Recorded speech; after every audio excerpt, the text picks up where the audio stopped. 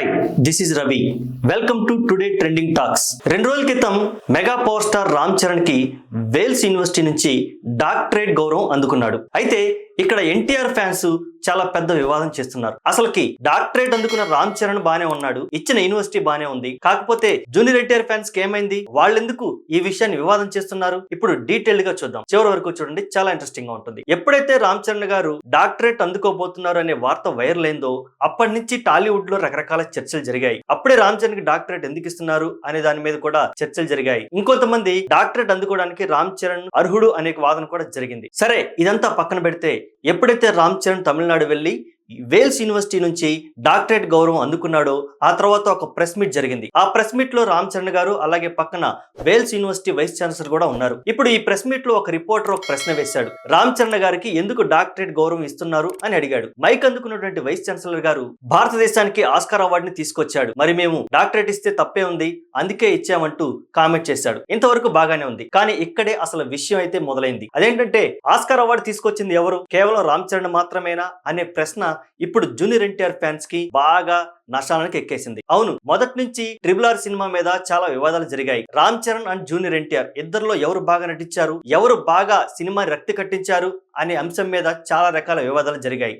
ఇంకా చెప్పాలంటే ఆ సినిమాలో జూనియర్ ఎన్టీఆర్ ఒక జూనియర్ క్యారెక్టర్ ఆర్టిస్ట్ గా నటించాడు అంటూ కొన్ని బాలీవుడ్ అలాగే కొన్ని ప్రముఖ ఇంటర్నేషనల్ మీడియాలు కూడా వ్యాఖ్యానించడం జరిగింది. నిజానికి RRR సినిమాలో ఎన్టీఆర్ కి అలాగే రామ్ చరణ్ కి ఇద్దరికి సమానమైన క్యారెక్టర్స్ రాశారు రాజమౌళి, కానీ బాగా ఎలివేట్ అయింది మాత్రం రామ్ చరణ్. ఈ విషయం మాత్రం స్పష్టం. ఎన్టీఆర్ ఫ్యాన్స్ మాత్రం ఈ విషయంలో చాలా అన్హ్యాపీగా ఉన్నారు. ఎందుకంటే క్యారెక్టర్ మొత్తం ఎక్కువగా రామ్ చరణ్ కనపడ్డాడు. RRR అనగానే రామ్ చరణ్ మాత్రమే ఎలివేట్ అయ్యాడు. అందులోనూ అల్లూరి సీతారామరాజు గెటప్ అయ్యేసరికి కొంతమంది నార్త్ ఇండియన్స్ అది శ్రీరాముడు గెటప్ అనుకొని అన్వయించుకునేసరికి ఒక్కసారిగా నేషనల్ వైడ్ గా రామ్ చరణ్ కి మంచి పేరు వచ్చేసింది. అలాగే ఇంటర్నేషనల్ స్థాయిలో కూడా రామ్ చరణ్ కి మంచి పేరు వచ్చింది. ఇక నిన్నగాక మొన్న వైస్ ఛాన్సలర్ ఎప్పుడైతే భారతదేశానికి రామ్ చరణ్ ఆస్కార్ అవార్డు తెచ్చాడు అనేసరికి ఇప్పుడు ఎన్టీఆర్ ఫ్యాన్స్ బాగా గుర్రుగా ఉన్నారు. నిజానికి ఆస్కార్ అవార్డు తీసుకొచ్చింది కేవలం ఒక్క రామ్ చరణ్ మాత్రమే కాదు, దాని వెనక చాలా మంది కష్టం ఉంది. అటు రామ్ చరణ్ అలాగే జూనియర్ ఎన్టీఆర్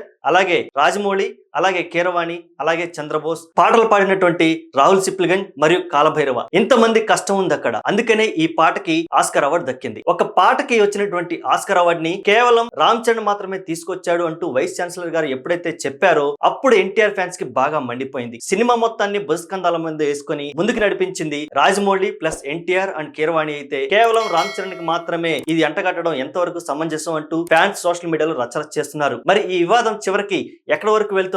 ఇద్దరు కొట్టుకునే స్థాయికి వెళ్తుందా? ఇవేమీ లేకుండా సామరస్యంగా ఈ విషయం ఇంతటితో ముగిసిపోవాలని మనస్ఫూర్తిగా కోరుకుంటున్నాను. మరి రామ్ చరణ్ కి డాక్టరేట్ రావడం అలాగే Wales university vice chancellor Oscar తీసుకొచ్చాడు కాబట్టి ఇచ్చామనడం అలాగే ఎన్టీఆర్ ఫ్యాన్స్ ఇప్పుడు చేస్తున్నటువంటి రచ్చ మీద మొత్తానికి మీ అభిప్రాయాన్ని కామెంట్ రూపంలో తెలియజేయండి. వీడియో లైక్ చేయండి. Thanks for watching.